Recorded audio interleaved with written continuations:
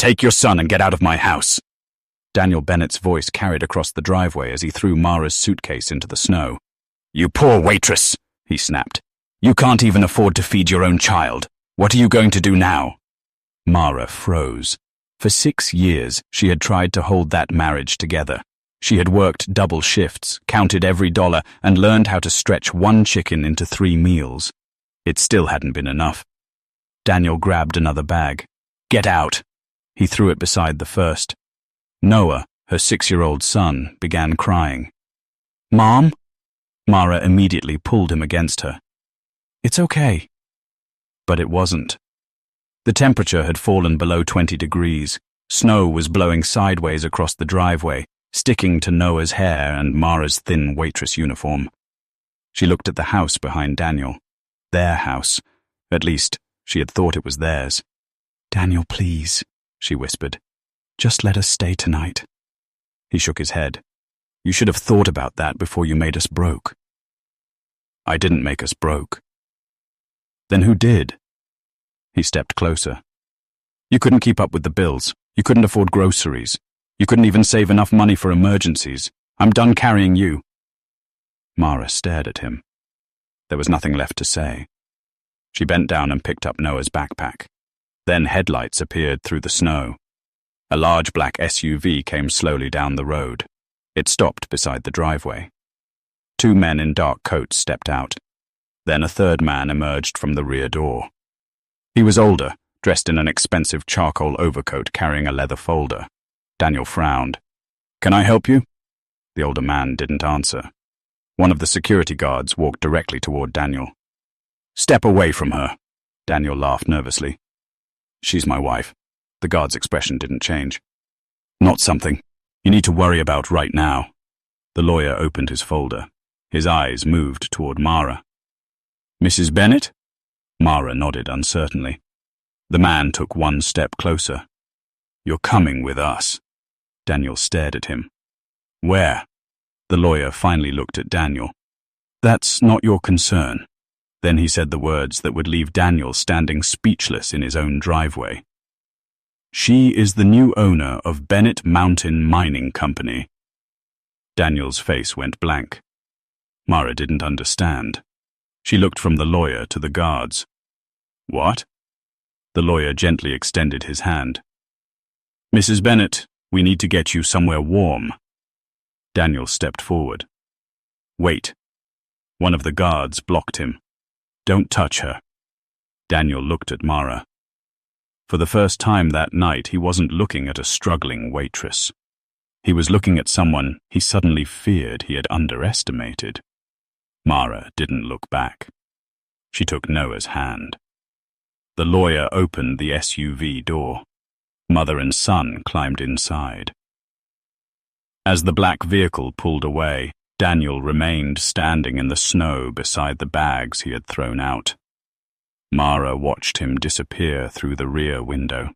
She had no idea what a mining company had to do with her. She didn't know who had given it to her. She didn't know why. All she knew was that her son was freezing. And somehow, before the night was over, she would have to find a way to keep him warm. Please tell us in the comments how you like the story and which country you're listening from. 3 months earlier, Mara Bennett had still believed her marriage could be saved. She was 34, Daniel was 38, and their son Noah had just started 1st grade. They lived in a small 2-bedroom rental outside the mountain town of Silver Creek, Colorado. It wasn't much, but Mara had always believed a home didn't have to be beautiful to be safe. Then the bills began piling up. Daniel's hours at the construction company were cut in the fall of 2025. Mara picked up extra shifts at the Pine Ridge Diner, sometimes working until midnight and returning 6 hours later for breakfast service. She learned to sleep in pieces. On one Tuesday morning, she stood in the kitchen counting money beside an unpaid electric bill, $86.42. That was everything she had until Friday. Noah opened the refrigerator.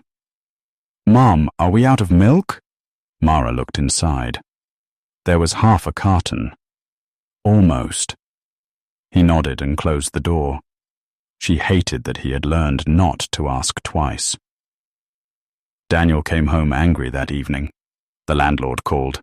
"I know. He says we're behind." "I know." Mara put a plate of reheated pasta in front of him. "I'll cover it Friday." Daniel stared at the plate. "With what?" "My paycheck." "You've been saying that for weeks." Mara didn't answer. She had no energy left for another argument. Then came the morning she found Daniel sitting at the kitchen table with a duffel bag beside him. He had already packed. "Where are you going?" "Somewhere I can breathe." Mara stared at him. "What does that mean?" "It means I'm done." He left that morning. He didn't ask where Noah would sleep. He didn't ask how Mara would pay the rent. He simply drove away. 2 weeks later, the landlord taped an eviction notice to the door. Mara sold her television first, then her mother's old jewelry, then the small gold bracelet Daniel had given her. Hen Noah was born. Nothing lasted long. The motel was supposed to be temporary. 4 nights became 12. 12 became 3 weeks. By January 2026, Mara was sleeping beside Noah in a room that smelled of bleach and old carpet, while snow covered the parking lot outside. But the worst part wasn't the money. It was the phone calls she kept making to her brothers. After their father died years earlier, Mara had believed the family property would remain shared. Her brothers, Caleb and Ryan, told her the paperwork had been complicated. They told her she had no practical claim. They told her fighting them would cost thousands. Mara had been 27, grieving and struggling financially. So she walked away. She didn't know then that some of the documents surrounding that property were far more complicated than her brothers had admitted. She didn't know someone had been quietly keeping records. And she certainly didn't know that a mountain inheritance was about to pull her back into the part of her family history she had spent years trying to forget. That night, after Daniel threw her and Noah into the snow, Mara sat silently inside the black SUV. The lawyer placed a hotel keycard in her hand. "You'll be safe here tonight." Mara looked at him. "Why me?" He paused. "I think you'll understand soon." She looked through the window at the snow-covered road. For the first time in years, she had somewhere to go. But she had no idea where that road would lead. The next morning, Mara woke before sunrise in a hotel room she hadn't paid for. Noah was asleep beside her, curled beneath a thick white blanket. For several seconds, she forgot everything.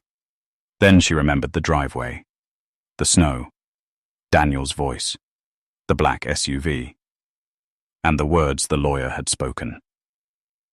She was the new owner of a mining company.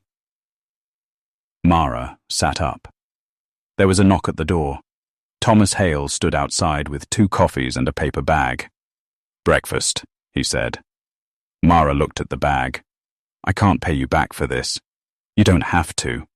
She hesitated before taking it. Inside were eggs, toast, fruit, and a small carton of chocolate milk.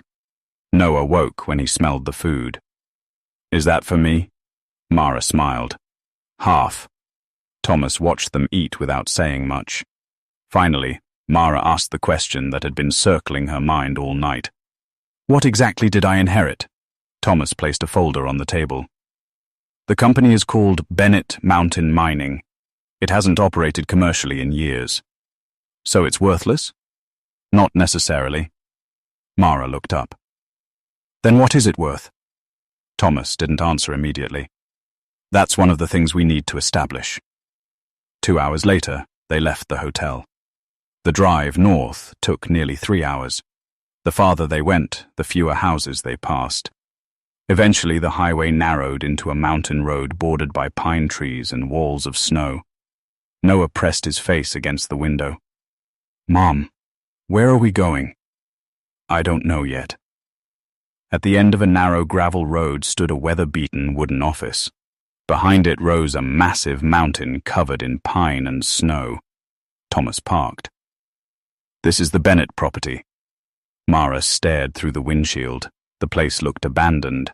There was an old processing shed, a collapsed equipment barn, and several rusted mining vehicles half buried beneath snow. Wooden sign leaned against a post. Bennett Mountain Mining Co-Est, 1948. Mara stepped outside. The cold immediately cut through her coat. A man was waiting near the office.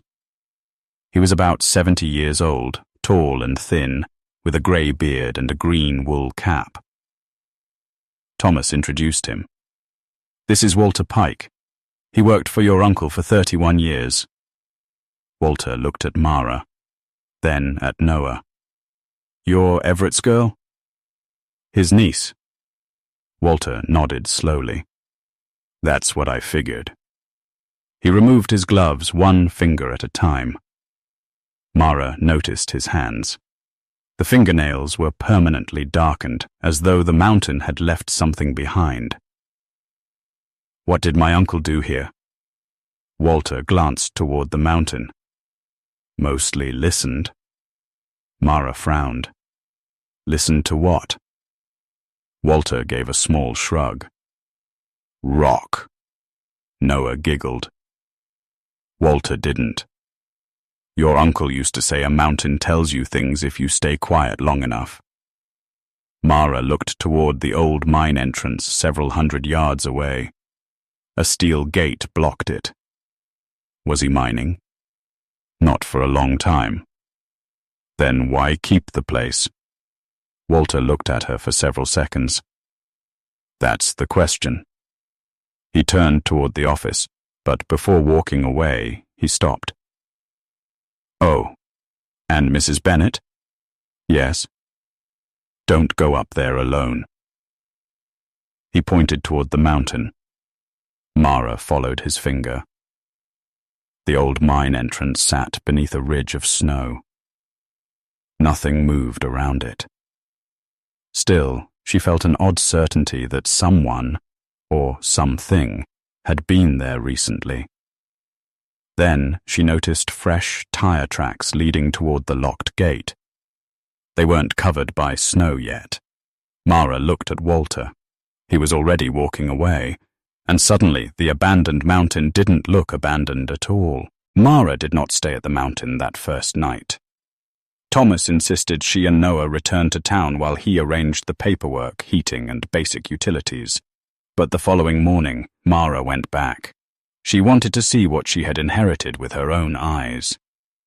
The farmhouse stood nearly a mile beyond the mining office, hidden behind a line of tall pines. Its roof sagged on one side, several windows were cracked, and the front porch had partially collapsed.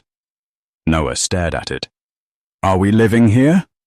Mara looked at the house. I don't know. She unlocked the front door. The smell hit them first. Dust, old wood, and something faintly metallic. Inside were 3 bedrooms, a narrow kitchen, a stone fireplace, and furniture covered with white sheets. The electricity worked intermittently. The heater didn't work at all. By noon, Mara had discovered a leaking pipe beneath the kitchen sink and a hole in the roof above the upstairs hallway. Noah found an old wooden train beneath the bed. Can I keep it? Mara smiled. Sure. It was the first thing in the house that felt warm. By evening, a local contractor had dropped off 2 portable heaters and enough firewood to get them through the night. Mara made canned soup on a camp stove. Noah sat at the kitchen table, carefully cleaning the wooden train with his sleeve. Mom? Yeah? Is this really ours? Mara looked around the kitchen. She still couldn't believe it. I guess it is. After Noah went to sleep, Mara stayed downstairs. She spread the estate documents across the table.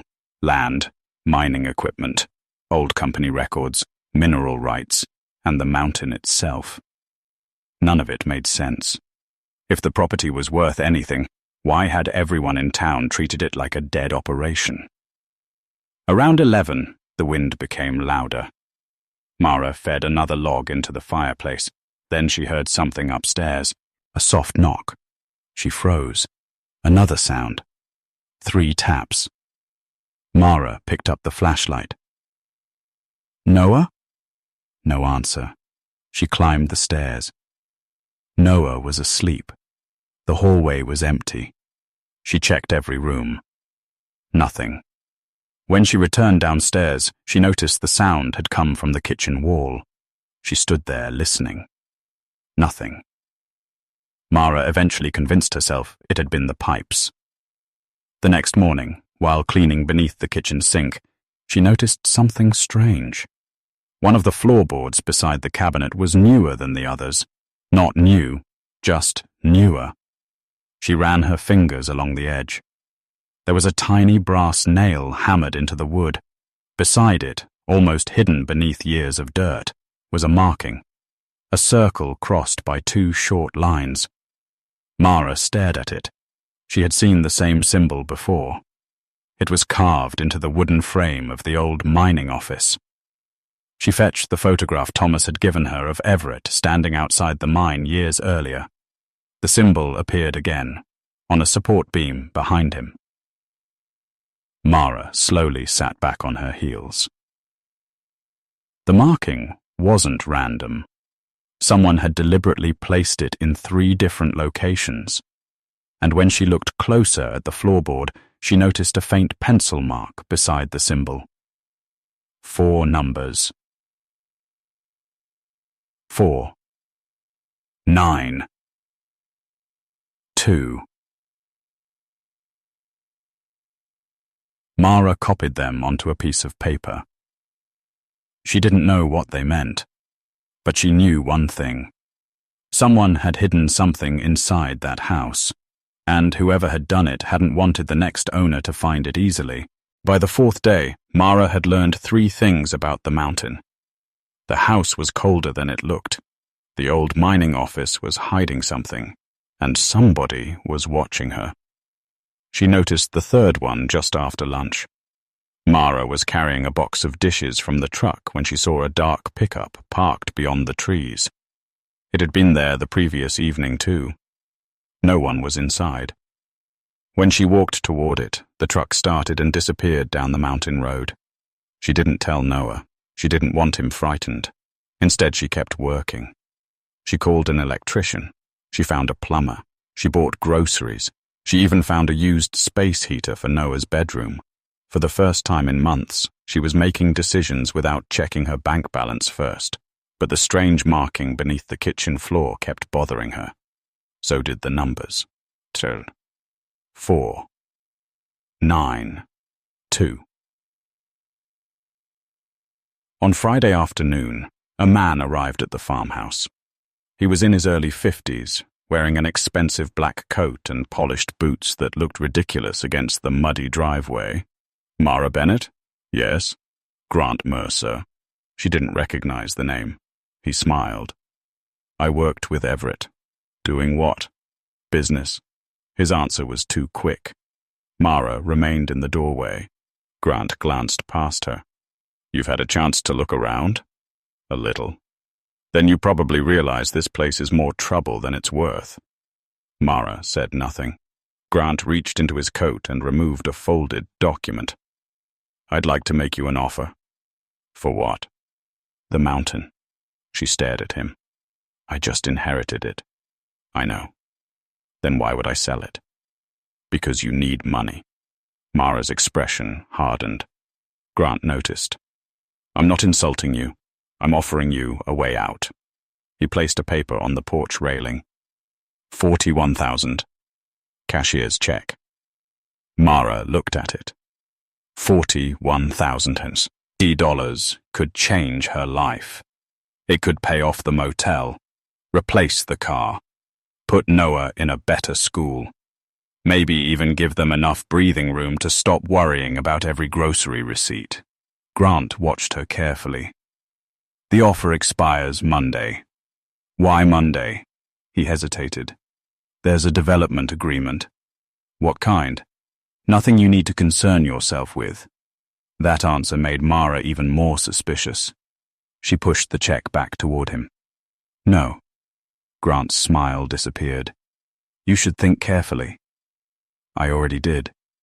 You've got a broken house, an abandoned mine, and a mountain you don't understand. Mara looked him directly in the eyes. Then I'll take my chances. Grant folded the check. Before leaving, he turned back. Everett made the same mistake. Mara's stomach tightened. What mistake? Grant walked toward his truck, thinking he could keep everyone out. He drove away. Mara watched until the truck vanished behind the trees. That evening, Noah was drawing at the kitchen table when Mara noticed something outside. The old mine gate was open. She was certain it had been locked that morning. She grabbed her coat and stepped onto the porch. Fresh footprints crossed the snow. They came from the direction of the mine. They stopped directly beneath her kitchen window. Mara stared at them. Someone had walked up to the house. Someone had stood outside her window. And they had done it after Grant Mercer told her she should think carefully. Mara waited until Noah was asleep before checking the house. She started with the doors. Front door locked, back door locked, windows secured. Nothing appeared disturbed. But when she returned to the kitchen, she noticed the drawer beneath the sink was open. She had closed it that morning. Mara stood completely still. Then she looked at the floor. The brass nail was still there. The marking beside it hadn't changed, but the paper where she had written the 4 numbers was gone. She searched the kitchen twice. Nothing. Someone had been inside. The next morning she called Thomas. Are you sure you didn't move the paper? No. Did anyone have access to the house? Only you, me, and the contractor. Mara lowered her voice. Someone was here. Thomas was silent for a moment. I'll send someone. No. Why? Because I don't want everyone knowing I'm frightened. There was another pause. All right, Thomas said. But don't confront anyone yourself. Mara hung up. At breakfast, Noah noticed her expression. Are you worried? A little? About the mountain? She looked at him. Why do you say that? Because you keep looking at it. Mara smiled faintly. Finish your cereal. Later that afternoon, Walter Pike arrived carrying an old toolbox. He found Mara repairing a loose cabinet hinge. You've been busy. Someone came into the house. Walter's face changed. Did they take anything? Only a piece of paper. What was on it? Mara watched him carefully. 4 numbers. Walter didn't ask which ones. That bothered her. Instead, he removed his cap and rubbed his forehead. Your uncle used to write numbers everywhere. What kind? Things only he understood. Did he ever tell you what they meant? Walter shook his head. He told me not to ask. Mara leaned against the counter. That's not an answer. Walter oaked toward the window. No, it isn't. He reached into his coat and pulled out an old photograph. Everett stood beside several miners in front of the mountain entrance. The photograph was probably 40 years old. Walter pointed toward the mine. Your uncle stopped trusting the company near the end. Why? I don't know. You worked for him for 31 years. I said I don't know. His voice was sharper now. Mara noticed something in the photograph. The same circle and line symbol appeared on a wooden support behind the miners. But there was another detail. A small metal box sat near Everett's boots. Walter quickly folded the photograph. Where did you get that? Your uncle gave it to me. When? Years ago. Why didn't you tell me about it? Walter looked at her. Because Everett told me that if anyone ever inherited this place who wasn't supposed to have it, I should keep quiet. Mara felt a chill that had nothing to do with the weather. Who wasn't supposed to have it? Walter put his cap back on. That's the part I never understood. He walked toward the door, then stopped. Mara. She looked at him. If you find another number, don't write it down where somebody can find it. He left before she could ask another question. That night, Mara checked the kitchen floor again. The brass nail had loosened. She pulled it free. Underneath, was a narrow, hollow space. Inside sat a small iron key, and tied around the key was a faded piece of paper bearing the same symbol. This time, beneath it were only 2 words. North Tunnel. Mara waited until the next morning before telling anyone about the key. She didn't take Noah, she didn't call Grant, and she didn't call the police. Instead, she drove alone toward the old mine. The steel gate was still hanging open. Beyond it, the entrance disappeared into darkness. Mara stopped several yards inside and turned on her flashlight. The beam caught rusted rails running along the floor. Old wooden supports crossed the ceiling. Water dripped somewhere in the distance. She took another step, then another. The air smelled of wet stone and iron. The words on the paper stayed in her mind. North Tunnel. She had no map showing a north tunnel, but after nearly 20 minutes of searching, she noticed something unusual. One section of the wall was covered with newer wooden supports. The boards didn't match the rest. Mara ran her fingers across them. One moved. She pushed harder. A narrow panel swung inward. Behind it was a small passage. Her pulse quickened. She squeezed through. The tunnel narrowed until she had to turn sideways. At the end was an iron door. There was a keyhole beneath a layer of dust. Mara took out the key. It fit. The lock turned with a heavy click. The door opened. Inside was a room barely 10 feet wide. A wooden desk sat against one wall. Metal shelves covered another. On the desk were 3 ledgers, a stack of photographs, and a locked metal box. Mara picked up the first ledger. The pages contained handwritten records from the 1980s, mining production, land surveys, payments. She turned another page, then stopped. One entry had been circled in red pencil. Mineral test, North Ridge. Beneath it was a handwritten figure. Estimated extraction value, $2.8 million. Mara stared at the number. The mountain wasn't worthless. She opened another ledger. This one contained names. Some were unfamiliar. Others weren't. One name appeared repeatedly. Grant Mercer. Mara's stomach tightened. She turned the page. Beside Grant's name were dates, dollar amounts, and property references. Then she saw something that made her sit down. A transfer involving the same family property her brothers had taken years earlier. Mara read the line twice. The document suggested that a company connected to the mining operation had purchased an interest in that property. But Mara's father had supposedly transferred it directly to her brothers. She kept reading. Several signatures appeared beside the transaction. One was unmistakable. Her father's. But the date was wrong. Her father had been dead for almost 2 years when the document was supposedly signed. Mara's hands began to shake. She reached for the metal box. Locked. She searched the desk. Nothing. Then she noticed the photographs. The first showed Everett standing outside the mine. The second showed several men examining geological samples. The third showed Grant Mercer shaking hands with Mara's brothers. Mara stared at the photograph. Her brothers weren't supposed to know anything about Bennett Mountain. At least, that's what she had been told. She turned the photograph over. Written on the back in Everett's handwriting were 7 words. They are connected. Find the original deed. Mara slowly lowered the photograph. For years, she had believed her brothers had simply taken advantage of her when she was young and grieving. Now she wondered whether something much larger had been happening behind the scenes. She looked around the hidden room again.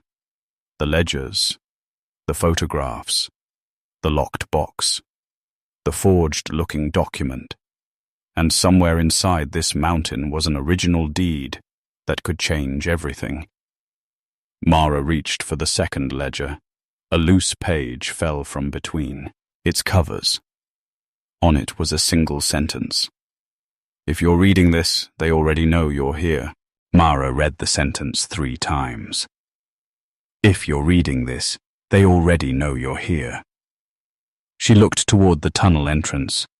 For several seconds she heard nothing except water dripping somewhere behind the walls. Then she closed the ledger. She took the photographs, the questionable property record, and the loose page. The locked metal box stayed where it was. She wasn't going to force it open in a dark tunnel without knowing what was inside. As she reached the door, something caught her attention. A thin envelope had slipped behind the desk. It was covered in dust. On the front, written in faded black ink, was her name. Mara. Not Mrs. Bennet. Not Mara Bennet. Just Mara. Her hands became still. She opened it carefully. Inside was a single handwritten letter. The handwriting looked old, uneven, and deliberate. Mara recognized the name at the bottom. Everett. She sat on the floor of the tunnel and began reading. Mara, if you are holding this letter, then I am already gone. I know you probably don't understand why I left this place to you. You may even think there has been some mistake. There hasn't. I watched your life from farther away than I should have. I knew when your marriage began falling apart. I knew you were working nights. I knew you were struggling to keep food in the house.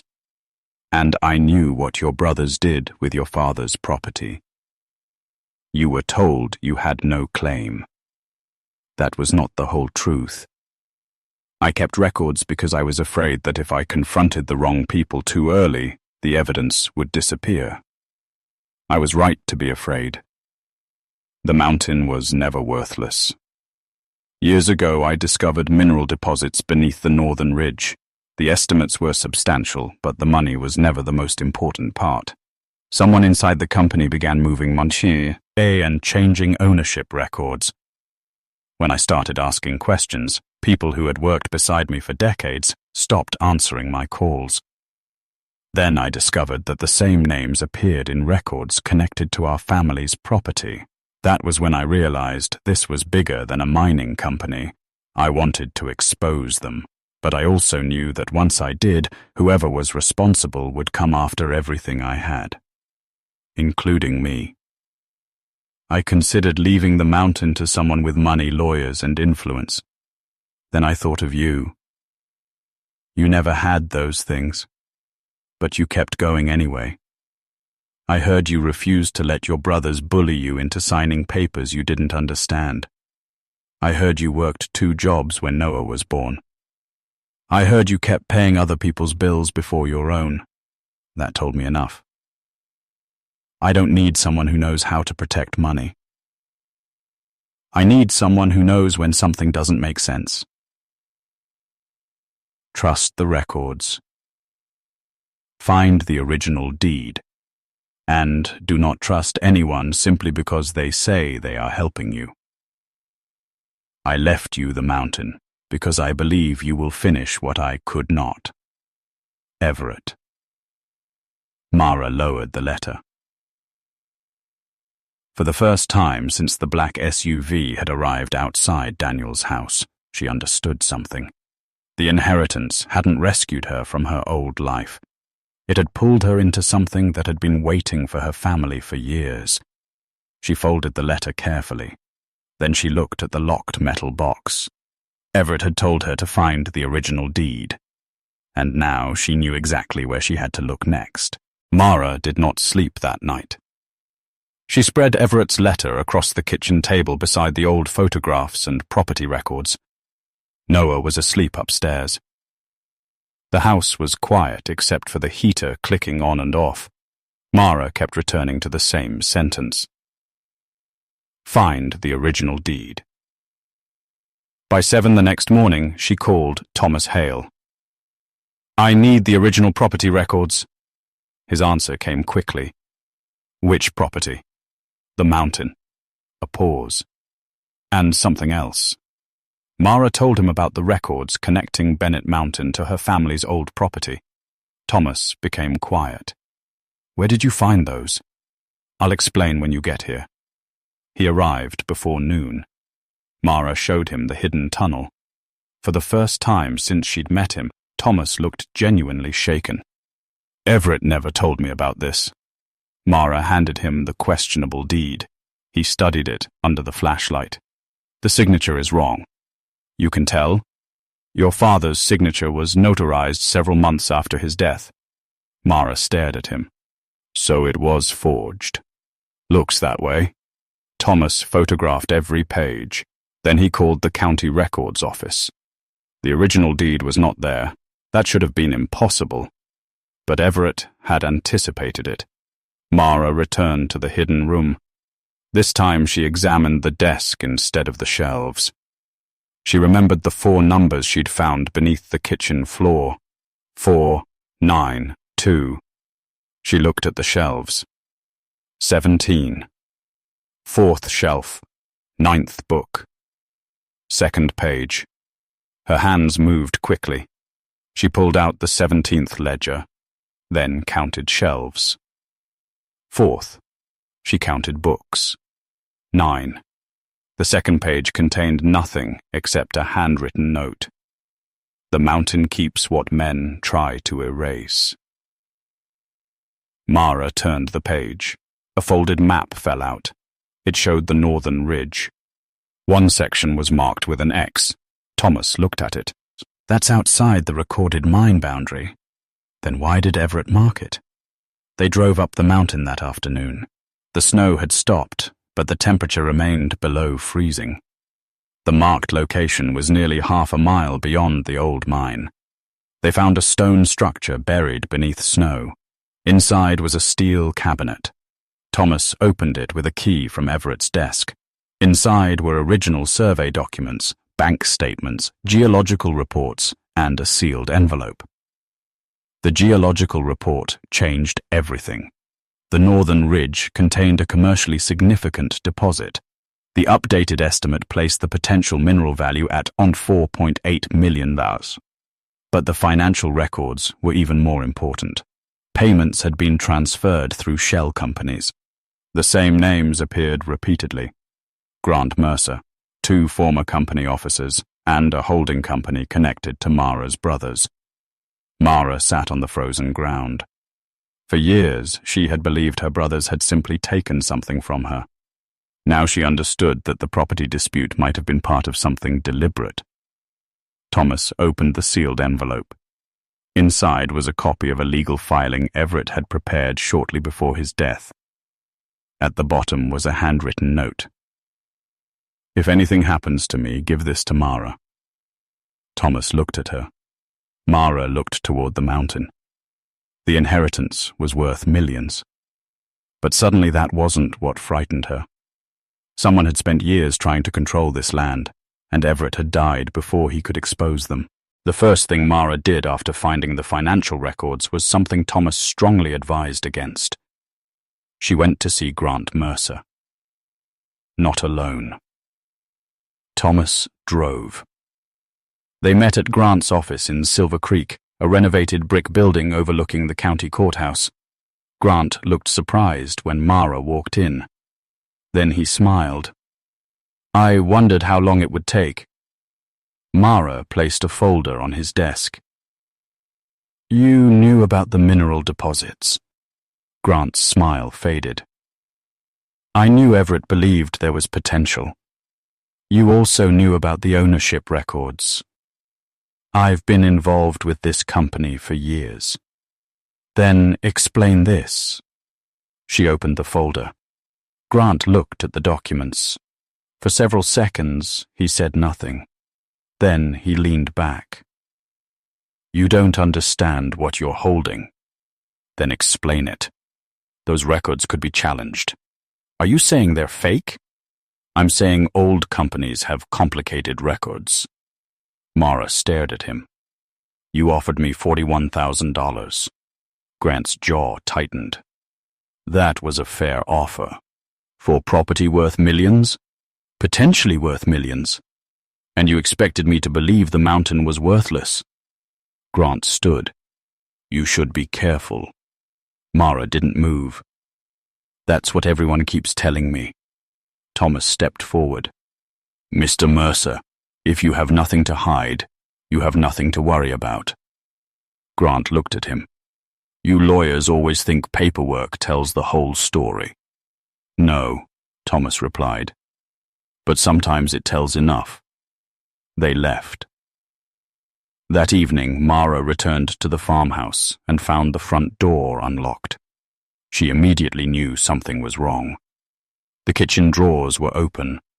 The bedroom closet had been searched. Her desk had been emptied onto the floor. Nothing valuable was missing, except Everett's letter. Mara stood there in silence. They hadn't been looking for money. They had been loose. King for evidence. Noah came downstairs. Mom? Mara turned quickly. Go back upstairs. Why? Please. He looked at the mess. Did somebody come in? Mara didn't answer.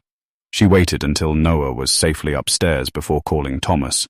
20 minutes later, he arrived with the county sheriff. The sheriff photographed the damage. But there was no forced entry. Whoever entered had a key. That narrowed the possibilities considerably. The following morning, Walter Pike arrived. Mara showed him the photographs of the financial records. He stared at one name. Then he sat down. I knew it. Knew what? Walter looked older than he had the day before. Everett wasn't killed because of the mountain. Mara's breath caught. What are you saying? He was going to expose someone. Who? Walter shook his head. I never saw the whole picture. But you know something. Walter rubbed his thumb across the edge of his old work glove. Everett told me one thing before he died. What? He said, if they come looking for the records, don't give them the box. Mara stared at him. What box? Walter looked toward the mountain. The one nobody knew existed. Mara felt the same cold sensation she'd felt inside the tunnel. The metal box. She had left it behind. That afternoon, she returned to the hidden chamber. The box was gone. Someone had beaten her to it. And whoever had taken it now possessed whatever Everett had considered important enough to hide beneath a mountain. Mara stood inside the empty chamber, staring at the rectangle of dust where the metal box had been. For nearly a minute, she didn't move. Then she noticed something. A thin scratch ran across the floor beneath the desk. Someone had dragged the box, but not toward the tunnel entrance, toward the wall. Mara crouched down and followed the mark until it disappeared beneath an old wooden support. She called Thomas. He arrived 20 minutes later with a flashlight, 2 pry bars, and a look that told her he already understood how serious this had become. Don't touch anything, he said. Mara pointed to the floor. They moved it. Thomas examined the scratches. Recently. They followed the marks behind the wooden support. There was a narrow opening in the stone wall. Inside was another passage. Mara stared at it.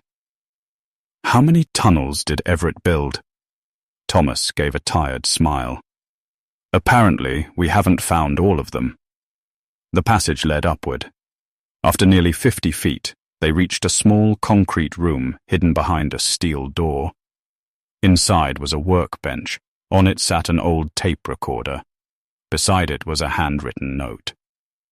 For Mara. Her hands trembled as she pressed play. Everett's voice filled the room, older, tired, but unmistakably his. If you're hearing this, I wasn't able to finish. Mara looked at Thomas. The recording continued. I discovered the financial transfers in 2019. At first, I thought it was simple embezzlement. It wasn't. A pause. The money was being used to acquire property around the northern ridge, cheaply, quietly, through companies that didn't appear connected. Mara's heart began pounding. Everett named several companies. One of them was connected to the family property her brothers had taken. Another was connected to Grant Mercer.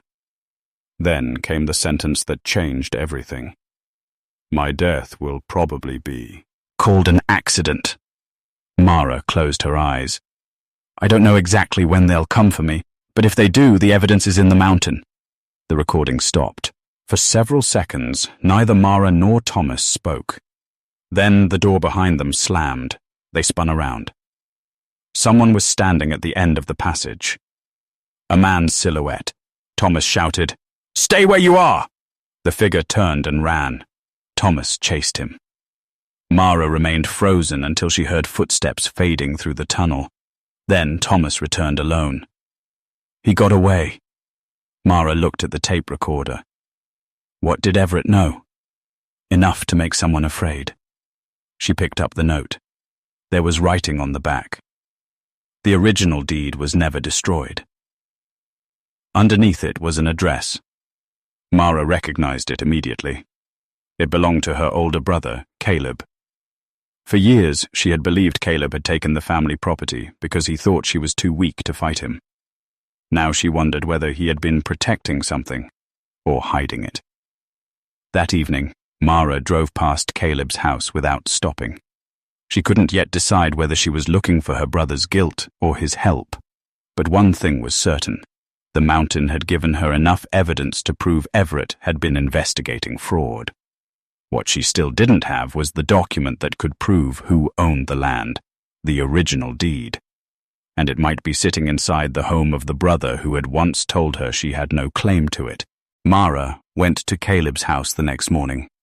She didn't call first. She didn't trust herself to hear his voice over the phone.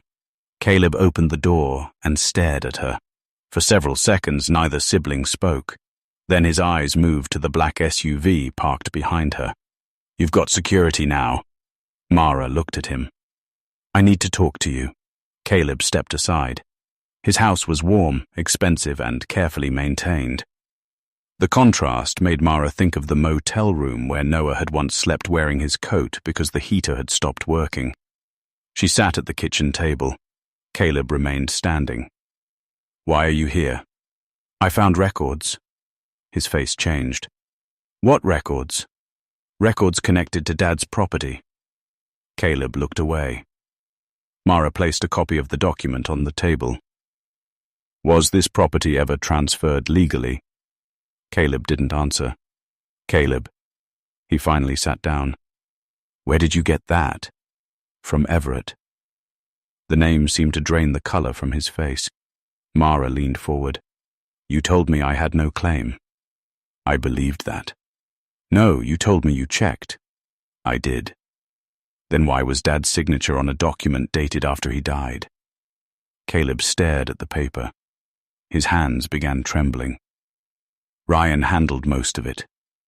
Mara's voice softened. Where is the original deed? Caleb looked toward the hallway. Then he whispered, Not here. Mara waited. He finally stood and walked to a locked cabinet. From inside, he removed a small wooden box. I was told to keep this. By whom? Caleb didn't answer. He opened it. Inside was an old folded document wrapped in plastic. Mara recognized her father's handwriting immediately. The original deed. Her name appeared on it. Not Caleb's, not Ryan's, hers. Mara stared at the page. All those years, all those arguments, all those nights wondering whether she had imagined her father's promise, say that the property would remain in the family. She hadn't imagined it. Caleb lowered his head. I was scared. Of who? He swallowed. Grant. Mara felt her stomach tighten. Why? Because after Dad died, Grant told us the property would be worthless unless we signed everything over. He said there were debts. He said if we fought, we'd lose the whole thing. And you believed him. Caleb looked ashamed. I was 29. Ryan was 26. We didn't know what we were doing. But you still took my share. I know. Mara picked up the deed. Why didn't you tell me? Caleb's eyes filled. Because by the time I realized we'd been lied to, I was already trapped. Mara wanted to hate him. Part of her did, but another part could see the frightened younger brother sitting across from her. She folded the deed. I can't forgive you yet. I know. But I'm going to tell the truth. Caleb nodded. That afternoon, Mara gave the original deed, financial records, Everett's letter, and the recording to state investigators. The investigation moved quickly. Within days, warrants were issued.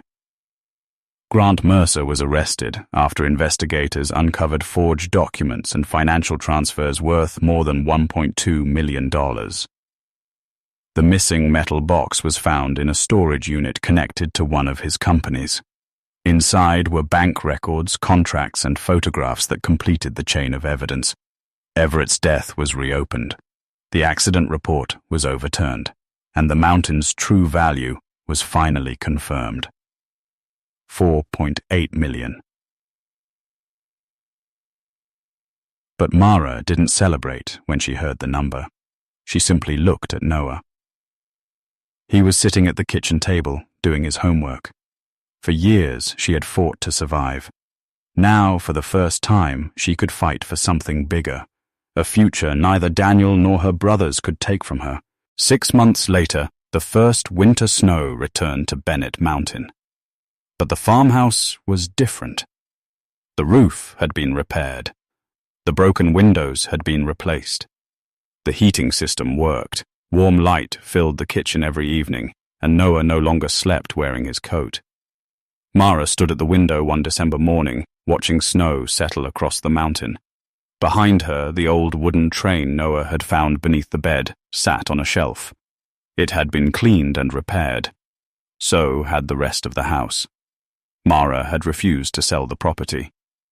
Instead, she rebuilt the company. The mineral rights were now being developed legally, under independent oversight.